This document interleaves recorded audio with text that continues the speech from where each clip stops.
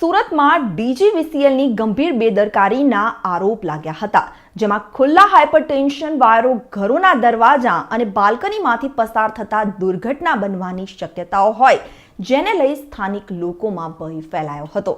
આ બાબતે અનેક વખત ડીજીવીસીએલને રજૂઆત કરવા છતાં પણ અધિકારીઓના આંખ આડા કાન કર્યા હોવાના આક્ષેપો થઈ રહ્યા છે. ખુલ્લા વાયરોને કારણે ચોમાસા દરમિયાન સ્થાનિકોને અનેક વખત કરંટ લાગી ચૂક્યા છે. ત્યારે ગોળાદરા વિસ્તારમાં દીવા તળે અંધારા જેવી સ્થિતિ સર્જાઈ હતી.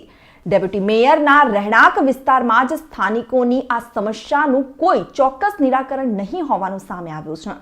ત્યારે દેવત ગામ ખાતે આવે ડીજીવીસીએલની ઓફિસની જાણ કરવા છતાં પણ ત્યાંના અધિકારીઓએ કામમાં કોઈ રસ નહીં હોવાથી દુર્ઘટના બને તો જવાબદાર કોણ તેવા સવાલો સ્થાનિકો દ્વારા ઉઠાવ્યા હતા.